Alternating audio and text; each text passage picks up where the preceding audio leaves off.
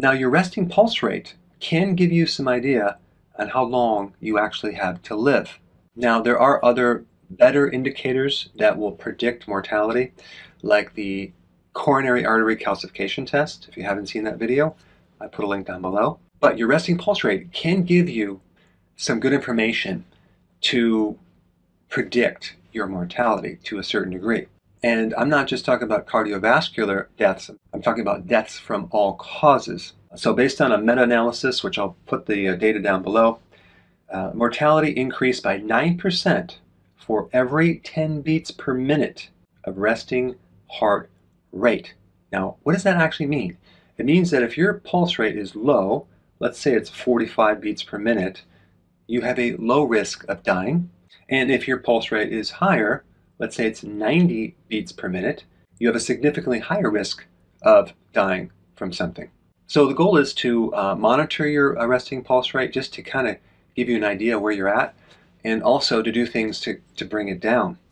Well-trained athletes have very low pulse rates. I'm talking like 40, 45, 50, that's all really, really low. And of course, people with cardiovascular disease, coronary artery disease, arrhythmias, high blood pressure, typically have a higher resting pulse rate, which puts them more at risk. Now, I do want to make a note here. If you are on a medication that is bringing your pulse rate down, that's not what you want to go by. You want to go by a resting heart rate without any help doing any manipulation of your heart rate. That'll give you the true number. Another study I want to make note found that postmenopausal women with a pulse rate of 76 beats per minute, if you compare that to women with lower pulse rate, had a 26% increased risk of heart attacks. Okay, so anyway, it's one indicator. It's not the whole picture, but it's something to look at. And it's a very cheap test to do because you just basically need to measure your pulse. You can even use your 2 fingers and look at your watch and see how many beats within 1 minute it comes out to. So what controls your pulse rate? Something called the vagal tone. The vagus nerve, which is a very long nerve, and it comes out of your brainstem, and it goes into a lot of different organs, but it goes right to the heart as well, and the blood vessels of the heart, and the things that control the rhythm of the heart. And so this vagus nerve is under the parasympathetic control. Parasympathetic has to do with rest and digest. It's an active type wave in the body that pushes things down. It helps recover things. For example, let's say you exercise really, really hard for a minute, okay, and you checked your pulse rate before, and then right at the end of the exercise, so it's going to be high, and then you kept checking your pulse rate after a minute, and then 2 minutes and 3 minutes. The faster that pulse rate comes down, the faster the recovery, the stronger the vagal tone or vagus nerve or parasympathetic nervous system that is pushing that wave down. And the same thing in a resting state, your parasympathetic nervous system is supposed to keep your pulse rate nice and low, and that is your recovery system. So there are various things that you can do to strengthen your vagal tone or your parasympathetics.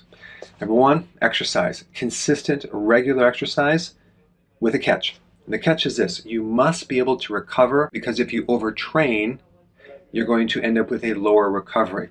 So you need to make sure that you don't overtrain. Next thing is sleep. Yeah, sleep. Recently I've been doing an experiment with my body by just sleeping more. I'm sleeping like 9 hours, and I'm liking it a lot. I've been sleeping for 6 hours for years, with this idea that I don't need much sleep, I can just take a nap. But then I compared it to sleeping longer. I mean, 9 hours is excessive. I'll probably end up going to 8 hours, but wow, do I feel better with 9 hours of sleep. Incredible. And I have more mental cognitive function. I'm in a better mood, so you might want to actually try that one too. But more sleep is going to help your recovery, especially of the heart. All right, the next one, and this might be a big shocker for most of you, fasting. Okay, it's not a big shocker. All right, next one is low carb. Okay, when you combine a low carb diet with fasting, you strengthen the parasympathetic. You take someone out of the sympathetic flight or fight mode and put them more into a calming recovery state. And by the way, when you're on a low carb, you're eating less sugar. When you eat refined sugar, that depletes you of the next 2 things which have to do with keeping your pulse rate in check. And that would be having enough potassium. A potassium deficiency, okay, can cause your pulse rate to go higher. And one cause of a potassium deficiency is consuming a lot of refined sugar and refined grains. Okay, so potassium is a real key mineral to help push down that pulse rate. So that means getting enough potassium from your diet, whether it's from a supplement or a lot of salad. Vitamin B1 is the next thing, and if you don't have enough B1, your pulse rate can go up. And it just so happens when you eat refined sugar, that will deplete you of B1. People that do more carbohydrates require more B1. Diabetics with higher blood sugar require a lot more B1, or they get a lot more damage to the eyes, the kidneys, the heart, and the brain. Vitamin D is a great thing to help lower your pulse rate and your blood pressure. If you just had a vitamin D deficiency, that could be the reason why your pulse rate is high and the reason why your blood pressure is high too. And of course, the last thing is keeping your stress as low as possible. Easier said than done, but I wanted to bring that up. So anyway, I just wanted to give you some data on your resting pulse rate, and definitely monitor it and do things to keep it on the low side. Hey, before you go, if you're benefiting from any of my content, I would love to hear about your success story.